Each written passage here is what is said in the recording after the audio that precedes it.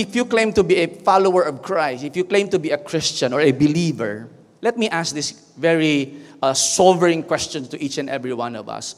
Why do you believe God? What's the reason? Who is Jesus to us? There are several ways to answer this question, and it can be subjective answers, it can be objective answers. It can be very subjective, like, why do you believe God? Why? Because when I was looking for a job in Singapore, I prayed to God, and He answered me. So it can be very subjective, because when I was sick 5 years ago, somebody prayed for me, and then I got healed, and this miraculous working of God, so I found myself believing in God. So maybe you're saying my marriage was in topsy-turvy, but somebody counseled us, invited us to church, and God fixed our marriage. When we were hard life and we don't have enough funds and money, and we prayed to God, and God provided. I believe God because He provided for our needs.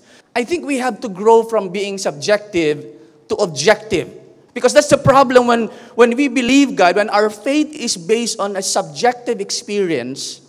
And if you look at it from an honest point of view, we are the one in need of favor. That's why we need God. What happens when He's no longer answering your prayers? What happens if He no longer provides for your needs? What happens if He doesn't heal your relationships? What happens if He does not provide for your job? Or He does not allow your green card to be approved, or your PR in Singapore to be approved? What happens? Because each and every one of us, whether we accept it or not, initially, parang when we were little kids, like we were drawn because God answers our prayer.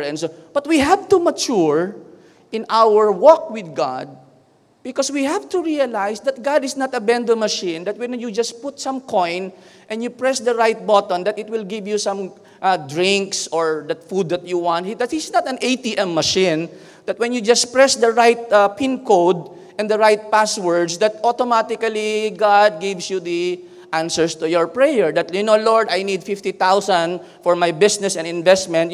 When you have the right faith, when you have the right vocabulary in your prayer, when you fasted for 40 days, and so on and so forth, that as if God has no choice but to grant us what we are looking for. We have to grow and we have to mature in our faith, because whether we accept it or not, Christian faith or our walk with God is not like that. What if you come to the point in your life that God does not heal you anymore? Why do you believe God?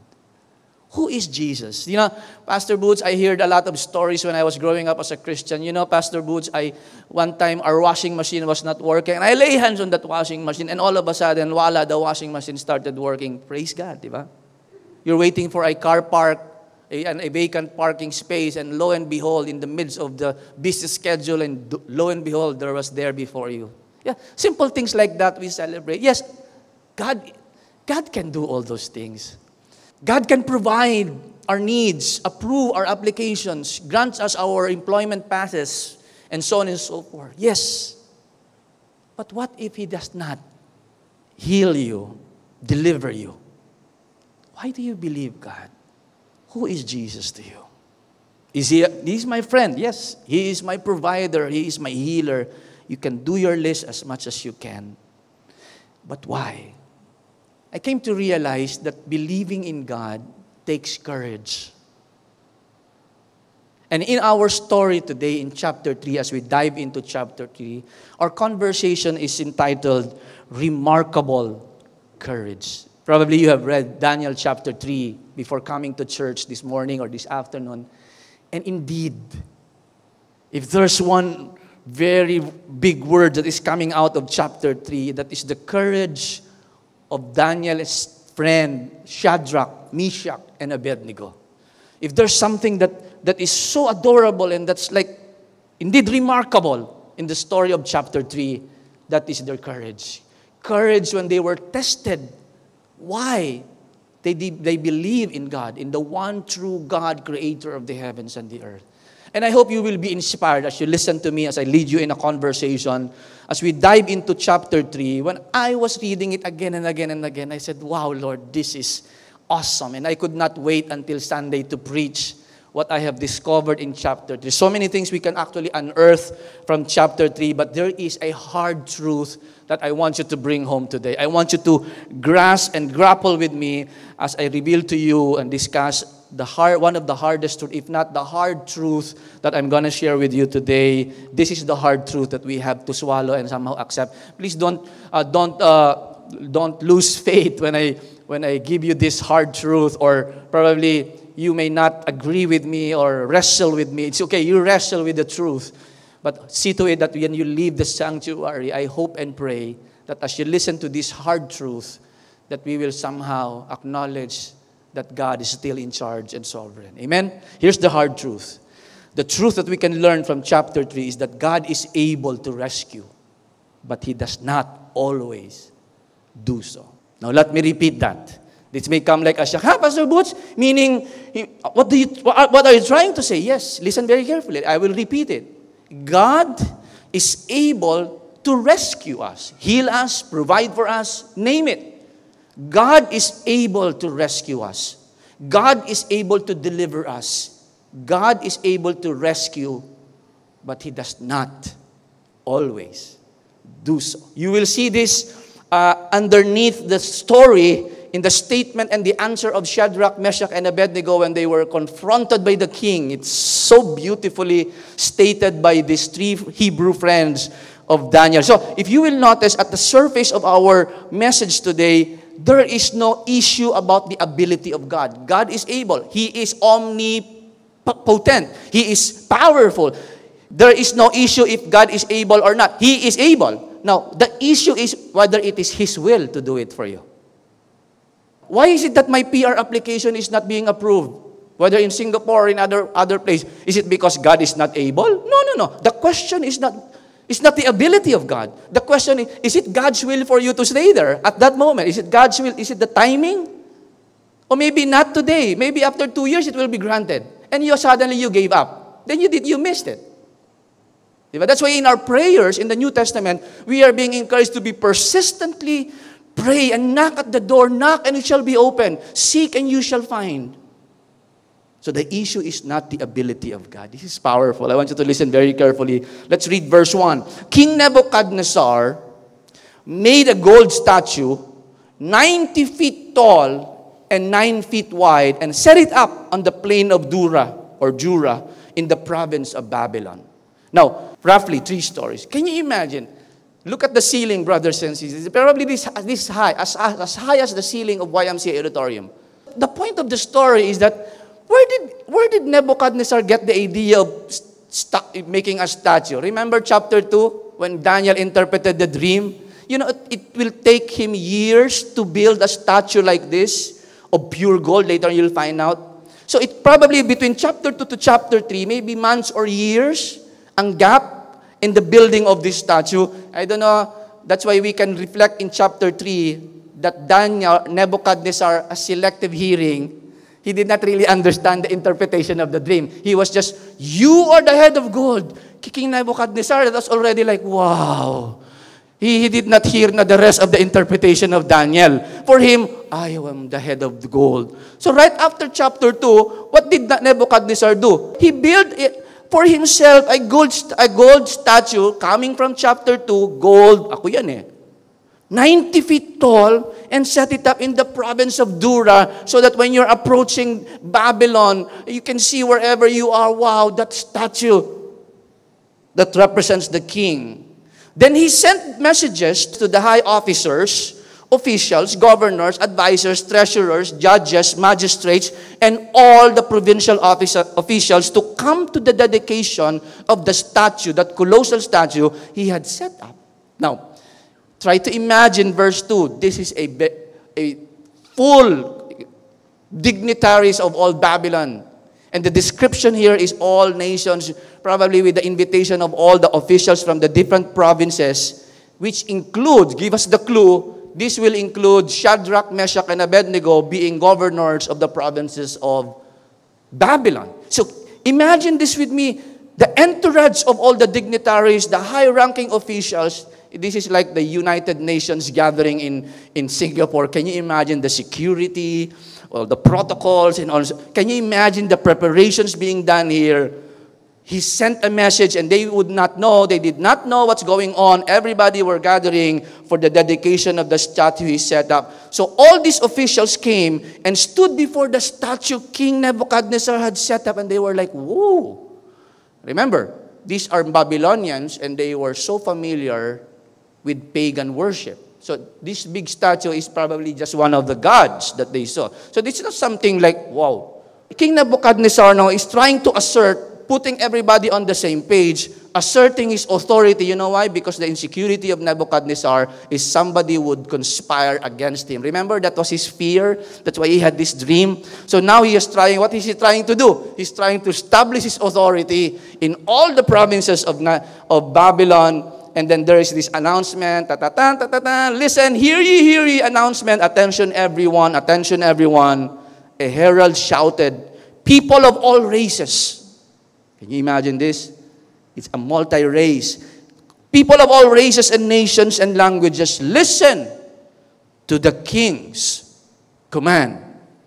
And all ears, picture this with me. It's like a sea of people, head to head, shoulders to shoulders. They were facing this gigantic gold statue of King Nebuchadnezzar, and there's this big trumpet with the announcement from the king. When you hear the sound of the horn, I want you to pay attention to the list of instruments.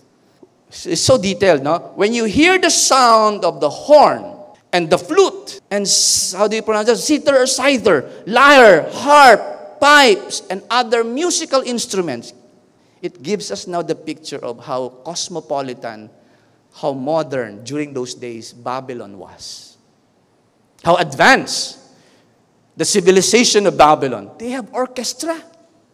When you hear the sound of all these instruments, bow to the ground to worship King Nebuchadnezzar's gold statue. Now, I want you to listen very carefully. At the outset, there is this misconception that the statue of King Nebuchadnezzar was his image. No. There was no statement like that in chapter 3. It was the statue of King Nebuchadnezzar, but it doesn't say that it was the image or the face of King Nebuchadnezzar.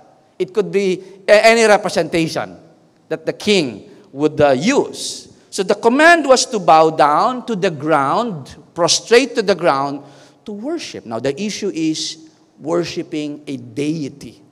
So obviously that idol or that statue represents a god, small g. Now, anyone who refuses, very strict, I could imagine this guy announcing from a pedestal, anyone who refuses to obey will immediately be thrown into the blazing furnace. I was imagining, immediately? Yes, today, right this very moment, if you do disobey, you will be thrown immediately into a blazing furnace. So at the sound of the musical instrument, I don't know what's the sound, all the people, race and nation, whatever their race or nation or language, bowed to the ground and worshiped the gold statue that King Nebuchadnezzar had set up. You know, the last time I had this flashback of this is when I was reading the book of Revelation, when John saw in the vision, there's a loud trumpet, and nations, crowd, and sea of people bowing down to the throne of God. But here, what Nebuchadnezzar was trying to assert is that I am the God.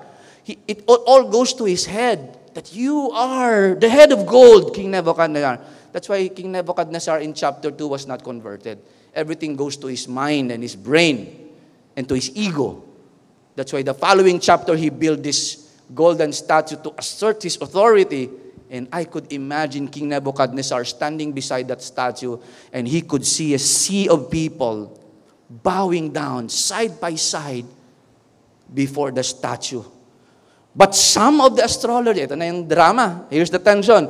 But some of the astrologers went to the king and informed on the Jews, look at this, very specific. And they said to the King Nebuchadnezzar, long live the king, with the greetings, you issued a decree, yes, I know, you issued a decree, a command requiring all people to bow down and worship the gold statue when they hear the sound of the horn, flute, zither. lyre and harp and pipes and other musical instruments. Correct, king? Yes. That decree also states that those who refuse to obey must be thrown into a blazing furnace. Obviously here, this happens right after the ceremony when they were all resting. Probably he was resting in his throne. And here comes some feedback because you cannot see it from a very wide perspective where all people are bowing. You don't have that magnifying glass to see who are disobeying. There were some reports after, and King Nebuchadnezzar was reminded of the decree, and he said, yes, exactly. So what's the point? And then here's the point. But there are some Jews. Look at now the focus on the camera. Shadrach, Meshach, and Abednego, whom you have put in charge of the province of Babylon. They pay no attention to you, your majesty. They refuse to serve your gods and do not worship the gold statue you have set up. Now, I want you to feel the underlying motive of these accusers of the three friends of Daniel. What's the underlying motive? Jealousy. They had to mention that some Jews, more specific, the three friends that you just promoted. Remember, King Nebuchadnezzar, these slaves, you promoted them equal at par with the provincial governors of Babylon. We just want you to know, take note, sir, the very Jews captive from Judah, whom you have promoted and favored, they did not really care about you. Look at the spirit behind. You know, sometimes you have to listen very carefully when you hear some people talking to you, giving you some feedbacks and comments. Sometimes you just have to discern, where are you coming from? Where is this issue coming from? Sometimes you can see and you can smell underneath the story, nagsiselos ka siguro, no? Hindi ako nagsiselos, ha? Yeah, nagsiselos ka. Exactly. They pay no attention to you. That's not true. They pay no attention to you. That's not true. That's not totally true. There is some malice involved here. Your Majesty, they were now accusing them below the belt. They refuse to serve you. Yes, that's true. Your gods and do not. But they don't make that as an issue. Remember these three friends? They were not publicly having a placard and say, we do not worship Nebu. We do not serve Aku. We do not serve Bel. They don't go public squares and trying to protest against the gods of the culture. They don't do that. They were very discreet, very noble and polite and respectful. If there's a group of people that is so polite and respectful to the king, those were Daniel and his three friends. They were not making an issue or making a big fuss of it. Yes, that's true, partly true. But look at the motive and the malice behind. They do not worship the gold statue you have set up. Of course, if you're King Nebuchadnezzar, with all your ego, you just celebrated the most beautiful gold statue, pure gold. Of course, if you are King Nebuchadnezzar with all your ego and your pride, finally, I am able to solidify my entire kingdom, putting them on the same page, acknowledging there's one monarch, powerful authority in the entire Babylon, that's me. When you hear such kind of accusations, it goes right to your heart and your pride. Then Nebuchadnezzar flew. He flew into rage with all his anger and fury and ordered, ganon, bring the three Hebrew slaves here right now. Bring Shadrach, Meshach, and Abednego, be brought before him. Ganon. The pride of King Nebuchadnezzar was sensitively enough to be touched by that word. Sometimes if we are not careful, the appeal, sometimes somebody would whisper to you, and all of a sudden you become aggravated. Ganon. You're no longer thinking objective. Sometimes your decisions, sometimes you give also comments that you would regret later. Ganon. Siya din nung before, yung koinonia namin, she's also like that. So sometimes, because it was triggered by some malicious insights, that if we are not careful, that's the way that the enemy would somehow aggravate and bring the true color of our lives. And the book of Daniel is now showing us, look what happened here. That King Nebuchadnezzar, who had an issue of pride, perfect storm with these astrologers who are so jealous of the promotion of Shadrach, Meshach, and Abednego. Mga slaves lang yan. And they are so young, junior servers, civil servants, and all of a sudden, they are already in the senior management and even at par with us who have been serving here for 30 years. The jealousy will come, lingering, and you will harbor that jealousy in your heart, and you can no longer think positively and objectively. And sometimes if we are not careful, you harbor bitterness because of all these things coming into your mind. And Nebuchadnezzar flew into a rage and ordered Shadrach, Meshach, and Abednego to be summoned and be brought to his presence. And when they were brought in, I could imagine how if they were being pushed, all of a sudden what's going on, and they were being arrested, transported back to the Babylonian palace. When they were brought in, Nebuchadnezzar said to them, very confrontational, I want you to pay attention in the conversation here. Is it true? Imagine these lions, both sides of his throne, they were so fierce. All of a sudden, here comes Shadrach, Meshach, and Abednego. The last time we were here, standing before your throne, we were so favored by you. You promoted us all of a sudden. And what happened? All of a sudden, we are now back here in the throne to be sentenced to death, accused of something that we have not done, or not maliciously have done something evil to you. Is it true? Imagine this with me. Is it true, Shadrach, Meshach, and Abednego, that you refuse to serve my gods? Small g, many plural. You refuse to serve my gods, Nabu, Aku, Bel, Marduk, or to worship the gold statue that I have set up? I was just feeling you can hear a pin drop in the chamber of the king. And there was no answer from the three friends because Nebuchadnezzar could not wait. He wanted to pour out his anger. I will give you one more chance. Obviously, King Nebuchadnezzar was already poisoned with all the lies and the malicious talk of his astrologers. So he said, I will give you one more chance to bow down and worship the statue I have made when you hear the sound of musical instruments. So imagine this with me. Shadrach, Meshach, and Abednego, they were not just the only ones summoned. Bring the entire orchestra. Can you imagine mga orchestra? Katutugtog lang natin. We just played. I was imagining they were standing in front of the king, this young man, probably at the age of 20 plus already. But if you refuse, look at the warning. But if you refuse, you will be thrown immediately into the blazing furnace. Look at the challenge here. Dito nagkamali si Nebuchadnezzar. This is the mistake of Nebuchadnezzar. And then what God will be able to rescue you from my power? There's our word. God is able to rescue, but He does not always do so. Here's some hard truth that I want you to catch. But if you refuse to bow down, you will be thrown immediately to the blazing furnace. And then, look at the challenge. What God? I could imagine Nebuchadnezzar standing from his throne with all his pride. Now what God? Tell me. What God will be able to rescue you from my power? Look at the ego of the king.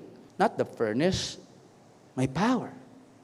Hey, hello, King Nebuchadnezzar. Did you ever forget last chapter? You were helpless and we were here revealing to you that there is a God who is omniscient. He has forgotten that they were... Can you imagine? Nebuchadnezzar, hello sir, have you forgotten that it is the God of heaven who has granted to you power to rule? He has forgotten everything. It was selective hearing. What a challenge. As if Nebuchadnezzar is telling the three, nothing, no one can save you from my power. I could imagine, this is just my imagination, Shadrach, Meshach, and Abednego, maybe they're saying, here comes the showdown. Here comes the show. You're challenging God. Are you sure? Maybe the flashes that comes to their minds was Elijah at Mount Carmel when he had a challenge with all the prophets of Baal. Remember that instance? And Elijah said, pray to the gods. Come on, louder. Maybe your God is on vacation. The challenge and the showdown of power. And then Shadrach and Meshach and Abednego replied. I want you to pay attention to the reply and response of the three Hebrew friends. Shadrach, Meshach, and Abednego replied, O Nebuchadnezzar, we do not need to defend ourselves before you. Ooh. At first, it sounded like, oh, My pride. Oh, what they're trying to say is, we have nothing to prove to you, sir. Because the context of our conversation, we were just here several years ago. And you yourself admitted and acknowledged that the God of the heavens is the God of all gods. And what you're doing, you're challenging, not us. But we don't need to defend ourselves before you. Pay attention to the next verse. Here comes the climax of the statement. If we, look at this, let's talk about it hypothetically. If we are thrown into it's no longer hypothetical, there is already the threat. If we are thrown into the blazing furnace, which they can see actually on the side, if we are thrown into the blazing furnace, the God, look at here, the statement of the three friends, look at the confidence, look at the faith. The God whom we serve is able to save us. No issue, sir. No issue about the ability of God. That's why I said God is able to rescue. But the point is, He does not always do so. But you will see that here. The God whom we serve, there is no issue about His power, His ability. There is no issue. He is able to save us from you. He will rescue us from your power. What a statement. Look at the remarkable courage of these three friends. The next verse reveals the maturity and the level of their confidence in God. But, if verse 18 is not there, we are all in danger. We are all in danger of misunderstanding God. But look at verse 18. But, sabi ni Shadrach, Meshach, and Abednego, no issue, sir. O King Nebuchadnezzar, there is no issue about the ability of God. If God is able, He is more than able. There is no doubt in our hearts that God is able and He will rescue us from your power. Compared to Him, you're nothing. You're just a creation. He is the one true God, creator of the heavens and the earth. If there's a God in heaven, there is the God of heaven. He is the God of heaven. You worship the moon, Ako, you worship the creation, you worship all this nature. God is the one who created it. But even if He does not, this is powerful. But even if God, if He does not, even if He doesn't rescue us, even if He doesn't save us, even if He doesn't heal me, even if He doesn't provide for me, even if He doesn't mend the broken relationships, even if He doesn't approve, even if He doesn't allow because He is the presider, He is the judge, He is in charge, even if He doesn't do it, we want to make it clear to you, Your Majesty, that we will never serve your gods or worship the gold statue you have set up. In other words, these three have already counted the cost, even if we burn in that blazing furnace. Our faith, sir, we do not believe God because He is able to answer our prayer. That's not the basis of our faith. We believe God not because He answers my prayers. That's not, yes, it's good, but that's not the basis of my faith. I believe God because He's the one true God, creator of the heavens and the earth. And there is no one like Him. Did they not count the cost? Yes, they did. They were aware of it. That there's a possibility that God would not rescue them. And you, sir, we want to make it clear to you that we still, even if to the point of death, that it may seem God has abandoned us before you, even after that we die, maybe you are laughing. But still, even if we burn, we will not serve your gods, because it's futility compared to worshiping a one true and living God, worshiping a tree or a stone.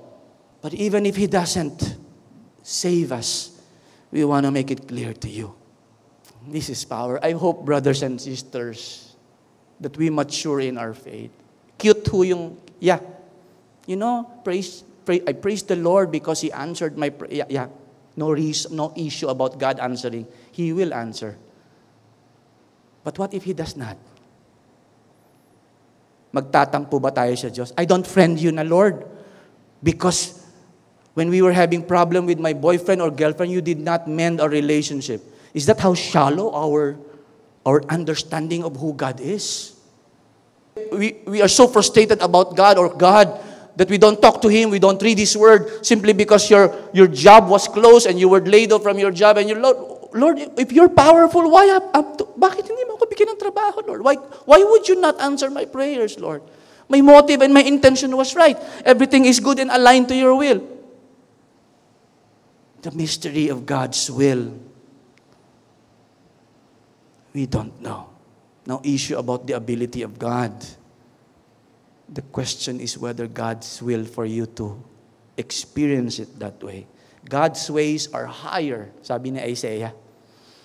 God says, my ways are higher than your ways. My thoughts are not your thoughts. Don't even try to understand me. As high as the heavens are above the earth, so are my ways, so are my thoughts. That's why if we try to fathom God, we will lose our mind. That's why there is the word trust. There is this word confidence and dependence on God. Because when our mind fails to comprehend, we can trust His heart. Because He's saying, anak, not all the time you will be able to understand my ways. But would you trust me? Because I only think of what's best for you. Even if He doesn't, sir, we want to make it clear to you, Your Majesty, that we will never serve your gods or worship the gold statue you have set up. What a remarkable courage at the brink of death and the potential of being burned alive. They stood strong in their faith. What a remarkable courage from these three friends. And expectedly, what's the reaction of the proud king? What's the reaction of an egocentric monarch? Look at this. Nebuchadnezzar, he did not only flew in rage. Nebuchadnezzar was so furious. I want you to feel the anger of Nebuchadnezzar. The anger of Nebuchadnezzar was so great, so furious with Shadrach, Meshach, and Abednego that his face became distorted. Look at the NLT. Sa sobrang galit niya, nasira yung mukha, na-deform. His face became distorted with rage. So mga kapatid, when you're angry, you look at the mirror. Your face is no longer handsome. Sayang lang yung facelift. Sayang lang the BB cream and the CC cream. And then you're always irritated. You're always angry. And you look at the mirror, you look, who is that monster? That's you.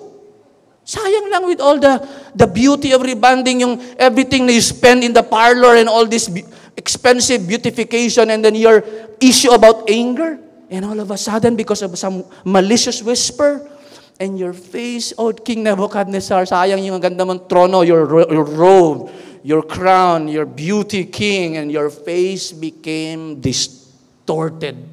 When was the last time your face was distorted? This morning, coming to church, nagalit ka dahil, ano ba kayo? Late na tayo. And your face is distorted. Pagdating mo sa church, ano nangyari kay pastor? Hindi na bumalik because he was so angry. As usual, when you're so angry, your wisdom is no longer there. He commanded that the furnace be heated 7 times hotter than usual, as hot as his fury. Wala naman nabyong, meron bang nabyong furnace? Wala. How do you make the hot 7 times hotter? That's an expression by saying, to the max. Then he ordered, grabe ang galit ni Nebuchadnezzar. Then he ordered some of the strongest, not the weakest. Then he ordered some of the strongest men of his army. Ito yung mga lalaki ng mga bicep and tricep. The sir is calling us, come on, go. The strongest of his army, men of his army, to bind Shadrach, Meshach, and Abednego and throw them into the blazing fire. Why do you need to have those big muscle guys to bind? Why, tatakas ba? Are they gonna flee? Maybe. Maybe he's afraid that maybe he has a lot of following. When they bring them out of the palace, there will be riots and somebody will save them. So with the strong men and the avenger coming there up, nobody can touch. I was just imagining, why do you need the strongest men? So they tied them up and threw them in the furnace. I want you to see this. The description is so detailed that they bind them and throw them in the furnace fully dressed. There was no time to undress them and to rip off their clothes. They're fully dressed with their jeans and their turbans and their robes and their garments. Can you imagine? They were all dressed up and there's no more time to take out their shoes or take off their garments. Go as you are, as is. Go. Because of the anger of the king. And because the king in his anger had demanded such a hot fire in the furnace, I want you to pay attention to this, the flames killed the strongest soldiers as they threw the 3 men in. Imagine this, on top of the cave, there is an opening there, and you can see the flames and the tongues of flames coming out of that opening on top of that cliff. And the 3 who were carrying them, the 3 strongest men, sayang lang yung kanilang mga muscles, everyday pa naman with all the vitamins and everything. And then they were just gonna throw, sila yung nasunog, they were burned, they were killed, the soldiers, as they were throwing the men. If these men who are just throwing the 3 Hebrew friends were burned, of course they should have been burned. But we don't know yet at this point. We don't know anything yet. Don't fast forward your DVD, okay? God is able to rescue, but He does not always do so. That's what the confession of the 3 friends. We don't have problem with the ability of our God. He is able to rescue us, and He will rescue us from your power. But even if He doesn't, sir. So they know that not all the time God would deliver. Because how many of them prayed that King Nebuchadnezzar will lose when they were attacking Jerusalem? Of course, the priests prayed that they will win their battle against the Babylonians. And obviously, they were defeated. I'm sure they prayed, Lord, please exempt us from this exile to Babylon. And here they were in Babylon. They knew that God is able to rescue, but He doesn't always do so. So Shadrach, Meshach, and Abednego, securely tied, fell. Imagine this. Fell into I like the description here. Fell into the roaring flame. You imagine the bushfire? But suddenly, Nebuchadnezzar jumped. Dito magaling si Nebuchadnezzar eh. The first time he jumped, he fell prostrated to Daniel. Remember? Nebuchadnezzar jumped. Napatalon si Nebuchadnezzar. Can you imagine? Of course, any one of us watching from a distance on the side of the cave where there is an opening, they were thrown on top, and there's a side opening, and Nebuchadnezzar jumped into amazement. Not literally, but jumped in amazement and exclaimed to his advisors watching with him, "Didn't we tie up 3 men?" He stood up from his throne and said, Didn't we tie up 3 men and throw them into the furnace? Yes, sir. Di ba Shadrach, Meshach, and Abednego? Yes, sir. We only throw 3 people. Yes, Your Majesty, yes. That's certainly correct. Look, Nebuchadnezzar. Okay, I want you to pay attention now. Only Nebuchadnezzar saw. He's the only one who saw it. Yes, sir, you're correct. But look, Nebuchadnezzar pointing towards the furnace. Look, Nebuchadnezzar shouted, I see 4 men. 1, 2, 3, 4. You said 3, but I can see 4 men unbound walking around the fire unharmed. Can you imagine the joy of this? Not 3, but 4 unbound. The only thing that was burned in the blazing furnace was the tie that they used to bound them. And lo and behold, Nebuchadnezzar said, and the 4th one, listen carefully, and the 4th looks like a God. Boom. What God is able to save you from my power? Be careful, sir, of what you wish for. Look, I see 4 men unbound, walking and around the fire unharmed. And the 4th one looks like a God. Remember, Nebuchadnezzar is a pagan king. He has no idea. Some Bible scholars would give a comment and say, it was Jesus. But Jesus was not born yet. From the point of view of Nebuchadnezzar, the God who does not dwell among people is now with them. Obviously, this is a God. He is a deity. And he could not explain it, being a pagan king. And as usual, the Nebuchadnezzar came as close as he could. He was rushing to the blazing furnace, and I can imagine his advisors were saying, no, don't go. Remember the strongest men? They got burned, and then you want to go there? So he came as close as he could, but because he could feel the heat of the furnace, that he could to the door of the flaming furnace and shouted, You disturb the fellowship of the 4. Nagpe-fellowship sila eh. They were enjoying the presence of the Lord in the furnace. And here comes Nebuchadnezzar. Shadrach, Meshach, Abednego, servants of the Most High God. Ito na naman si Nebuchadnezzar. Galing ka lang naman. You're just good in pronouncing. After this day, you forget again. Huh? Just Nebuchadnezzar is just like us, no? We're good and praise you, Lord, hallelujah. Ipaiyak-iyak pa tayo eh. After 2 months, we forget about our confession of God. And here comes Nebuchadnezzar, servants of them. Don't be flattered with those statements. Because next week, medyo matindi ang trial nito. Servants of the Most High God, come out! Come here! So Shadrach, dali lang sir, hindi pa nga kami umiinit eh. So Shadrach, Meshach, and Abednego step out of the... This is dramatic. I wish somehow, if you are a producer of film, I wish you could make a film of this. The dramatic, not entrance, the dramatic exit of the three from the blazing furnace. Just like Lazarus coming out of the tomb. Diba? Can you imagine the dramatic exit of Shadrach, Meshach, and Abednego? Come out! And come here. So Shadrach, Meshach step out of the fire. Then the high officers, officials, governors, and advisors crowded around them, curious. What happened here? And saw that the fire had not touched them. Walang burn. Not a hair. I would imagine them smelling. Not a hair on their heads was singed, and their clothing was not scorched. They didn't even smell of smoke. Walang amoy ng fire. Can you imagine? But look at the miracle of God, the intervention. Amazing. Then Nebuchadnezzar said, praise to the... Ito na naman si Nebuchadnezzar. Praise to the God of Shadrach, Meshach, and Abednego. He sent his angel. Look at the difference now. I see a God. He looked like a God. But here he changed again his description. He sent his angel to rescue his servants who trusted him. They defied the king's command and were willing to die rather than serve or worship any God except their own God. What a beautiful declaration. But again, listen carefully. We can declare all these beautiful words about God and still not related to God. We can even sing the worship songs. We can even play the instruments. We can even serve in the church and still have no relationship with God. Let this be a warning to us. We can have all those words.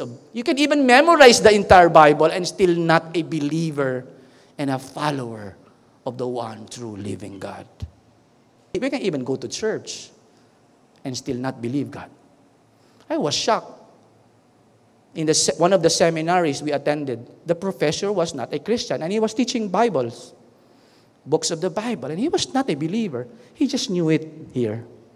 He was so good, he studied it like any science book. Can you imagine? Nebuchadnezzar here with all his splendor and glory, praise to the God, because he just witnessed a miracle, an intervention. He sent his angel to rescue his servants who trusted in him. They defied the king's command and were willing to die rather than serve or worship any God except their God. They were just standing there. And then the last two verses. Therefore, listen carefully. Therefore, with all the officials, I make this decree. Ayan na naman si Nebuchadnezzar. I make this decree. If any people, whatever their race or nation or language, speak a word against the God of Shadrach, Meshach, and Abednego, they will be torn limb from limb. Paborito niya to eh. Limb from limb. And their houses will be turned into heaps of rubble. This is his line. And then he said this in admittance to the challenge. There is no other God who can rescue like this. Now, to be acknowledged by a pagan king, that's a big statement. There is no other God who can rescue like this. Admittedly, he said, what God can rescue you from my hand? So this is in response. There is no other God who can rescue like this. And then the last verse, we pause here for next week. Then the king promoted Shadrach, Meshach, and Abednego to even higher positions in the province of Babylon. Ano ba pang, you're the governor already. What else? You're even higher positions. In other translation, the king prospered them with gifts, honor, glory. So I'll pause there for a while. And continue next week. The drama is still not over. Don't just believe the beautiful words of Nebuchadnezzar. We're not done yet. But here's my question. Going back to my question earlier. Why do you believe God? Who is Jesus to you? You know why I ask those questions? Because one of these days, you will experience your faith being tested. And my question is, do you have the courage to believe? You know, I realized last night, as I was reviewing my sermon finally, before I sleep, that it takes courage to believe in the one true God.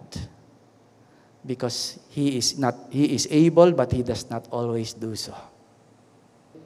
I hope that you don't only believe in God because He gives you what you ask for.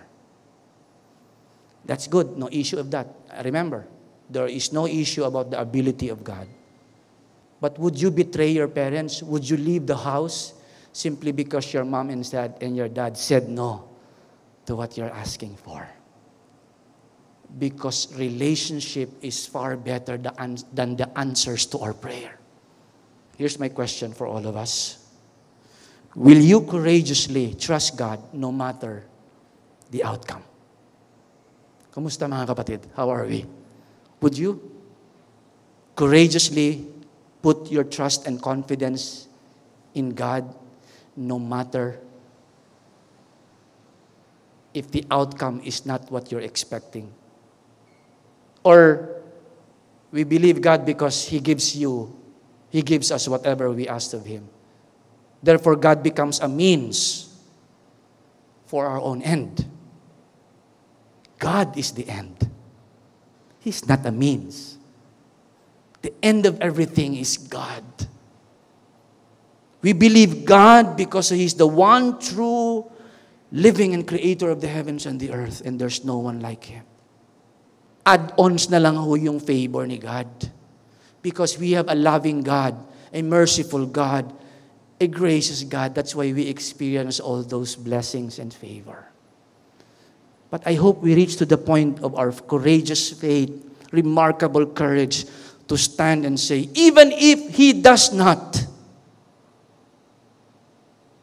I'll be loyal to you, God, forever. Wow. Parang mag-asawa lang yan, honey. Kahit hindi ka na nakakapagluto, mahal ka pa rin kita. Di ba? Alam mo, mahal kita dahil you give me allowance. Paano kung hindi na nakakapagbigay ng allowance si honey? Paano kung wala ng trabaho si honey? Paano kung wala ng silbi si honey? Ibabalik na ba natin sa kanyang mga magulang? Look at the covenant. That's why marriage is a reflection of our relationship with God. Mga kapatid, I've been pastoring this church for quite some time. But I hope and pray that we grow in our faith and relationship with God. Because it doesn't guarantee anything. We come to church, it's good. We read the Bible, it's good. But it doesn't guarantee anything until we acknowledge that God is the one true living creator of the heavens and the earth. And our lives is useless without Him. And we are nothing apart from Him. And it takes courage to believe God. Who do you say I am? Jesus said.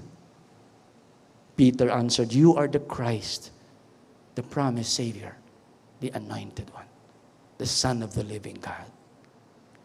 Kamusta? Young people, are you going to courageously trust God?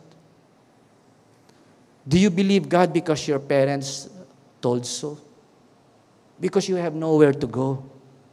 Why do we believe God? Because in moment of testing, that kind of faith will stand. Because you're not believing because of what He has done or what He is able to do, but because of who He is. Here's our take home. God is able to rescue, but He does not always do so. Read Hebrews 11. Many people who believe in God died in their faith. God did not rescue them. But there was no issue about the ability. It is the issue of whether it is God's will and God's ways. Can you imagine kung lahat ng sakit pinagagaling ng Lord? Then next time we sing happy birthday, 500 years old na. Happy birthday. Ang dami ng light, ang dami ng candles. Sometimes it is God's will for us to leave this planet when we have done what He asked us to do. Although it's painful, when we see young people victim of tragic evil, we don't answer those questions. We don't know. We trust the wisdom and the grace of God. And the best model for us is our Lord Jesus Himself when He was kneeling at the Garden of Gethsemane. I know, Father, you are able, but not my will, but yours be done. Jesus never doubted the Father. I hope that one day we will come to the point when we can say, not my will, but yours be done. Panginoon, if you're gonna answer my prayer, and if your answer will only lead me away from you, please do not answer my prayer. Di ba ang ganda no? When you come before your parents, I love you, Mom and Dad, even if you say no, because you know what's best for me. How do we apply this truth? This hard truth that God is able to rescue. But what if He does not? And He does not always do so. Let's follow the model of Shadrach, Meshach, and Abednego, and even our Lord Jesus Himself. Not my will, but yours be done. Submit to God's will. Gone are the days when we believe such notion na, if the Lord is with you, everything will be smooth. Everything will be smooth. He will not allow you to suffer. No, hold on. When Jesus was hanging on the cross, dying as a criminal death, suffering for the sins of the world, He was doing the will of the Father. On the opposite, if it's God's will for your life, you expect trials and hindrances, because if that's the will of God for you, you expect that the enemy of God will hinder that, because the last thing that the enemy of God wants to happen is for the will of God to be fulfilled. So that's why the responsibility to pray, seek God, follow His words, that's our duty. And trust God and submit to His will. No issue about the ability of God, but I hope we learn to put our trust and submit to His will. Bow your heads before the Lord. Hallelujah. Father in heaven, thank you. It's a hard truth to learn, but it's true.